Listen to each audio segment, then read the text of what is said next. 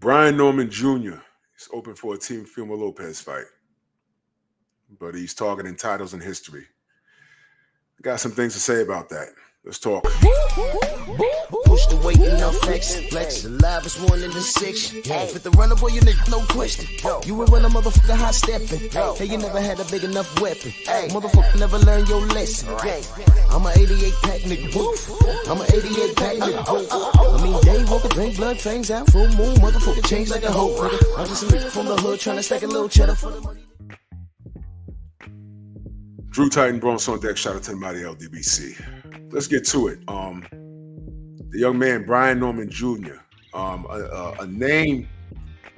I was told stories about this young king by my brother Tate Jones. He told me a while ago about Brian Norman Jr. I was like, well, who is this guy? He said, look, all I know is that I sparred with him, and I was told to work on certain things, because he was working on certain things, and he was told not to throw a particular punch, and he said Brian hit him and hurt him. He was like, whoa. This young man hit hard. What do you mean don't throw this punch? Listen to Tate Jones tell the story. But I heard about him, and I started to do some research, and if you missed his last fight, he had a 10th round stoppage against a guy named Giovanni Santillan. Watch that fight, man. Brian Norman Jr. is an exciting fighter. He's a dog, 23 years old. His time is now. And oh my gosh. Giovanni hit that ground. It was a movie-style knockout. And it's those losses where fighters, you wonder if they're going to be the same again. Brian Norman Jr. is the truth. He's undefeated. I saw this article on Boxing Scene. Link will be in the description, so you can read it for yourself. He's open to a potential fight with Teofimo Lopez if Lopez decides to move up from 140 to 147. The reason why that's being spoken about is because Teo been talking about Bud Crawford. You know, Teofimo says a lot of weird stuff. You know, he's a weirdo himself. But he says a lot of strange things. So Brian Norman, who is he's the WBO welterweight title holder, interim welterweight title holder. So he says, you know, you come up, we're both on top rank, we can get it popping. He says, and I quote, if he wants to come to 147, I will gladly introduce him to the division. Anything is possible. We have seen what he did in the past, trying to be great at a young age. It could happen, but business is still business. Maybe it won't happen. I'm glad he said that. I'm glad he understands the business of boxing. I love boxing, but you can't make me love the business. I understand how the business works, but you can't make me like it. I'm glad he said that. And Brian Norman, if I'm to, I look to interview him and his dad. They're really good people. I want to remind you, I'm going to play that Teofimo, what Teofimo had to say in reference to Devin Haney back in 2018. If you follow me, follow my live streams, I play it countless times. Just as long as you understand that, Mr. Norman,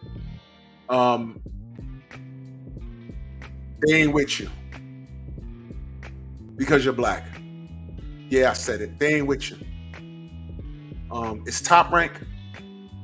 They don't see value in black fighters. It's what you can do for them at minimum. It's your job to market yourself. Remember what they did to Bud Crawford. You know, remember what Bob Arum said. The amount of money I lost on Bud Crawford, I could have bought a house in Beverly Hills.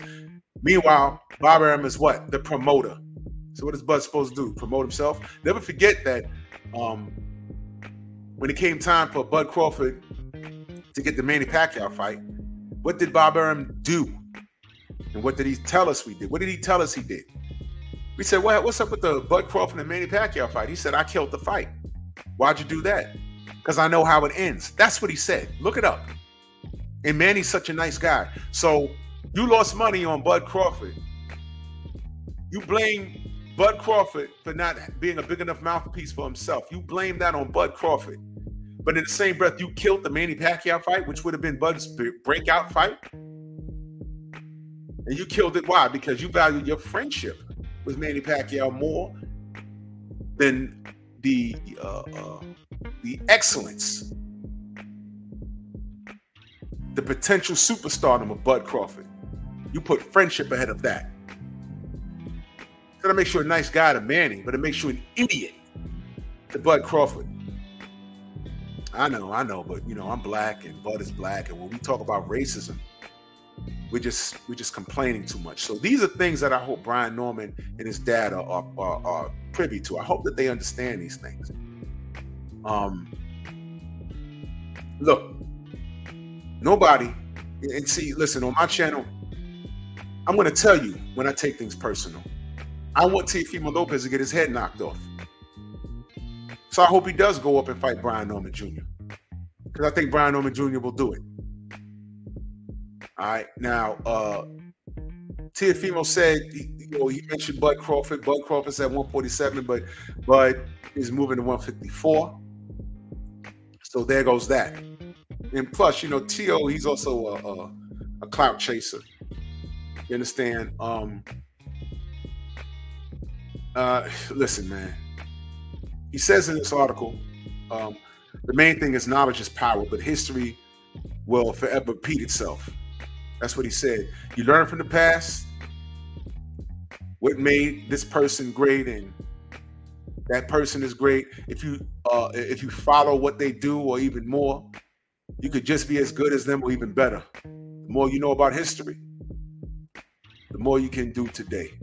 I agree with that, young brother, but you need to understand history. The things I just told you about Bob Arum and you being on Top Rank is 100% true. So I do hope you understand history. I hope you understand what you're up against historically. Black Murderers Row. How they robbed Deontay Wilder. How they tried to rob Devin Haney. Well, they actually did. We don't know what kind of fighter Devin's going to be when he gets back. And all of a sudden, we're not talking about Austrian anymore. We're in the middle of a race war that Teofimo, incidentally, has inserted himself in because he wants to walk around and use the N-word while wearing a Muhammad Ali shirt. Did you see that? You understand?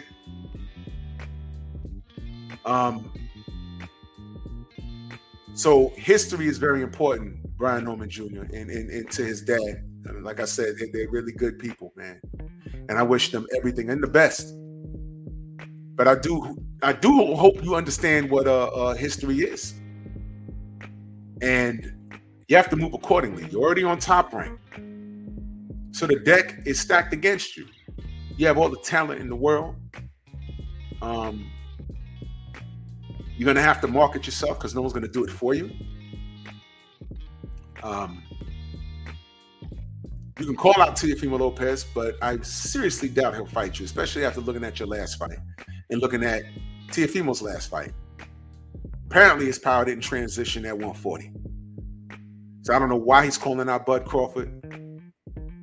And the fact that looking at what you did in your last fight, and what is your record again, young man? 26 wins, no losses, and 20 knockouts? Yeah, I don't think Teofimo wants any kind of smoke with you, brother. I don't think he does. But thank you for calling him out, though. So you can target titles. What I'll say is, it sounds good, good brother. Devin was the youngest undisputed champion in the 4-belt era. And look at how he was treated. Look at how he was treated. And look at what they did to him. So now when Devin comes back, he said, man, you know what? I'm fighting at whatever weight I want because this is thankless. This is a thankless business when you're black. It is. You're only as good as your last fight. So we got to protect young kings like Brian Norman Jr. We got to protect the kings like the undefeated kings. We got to protect Bud Crawford. Because you know what they're trying to do in the long run. Brian, they see more value in non-black fighters. You think I'm lying? Ask Floyd why he didn't stay with Top Rank. Bronx on deck. Move!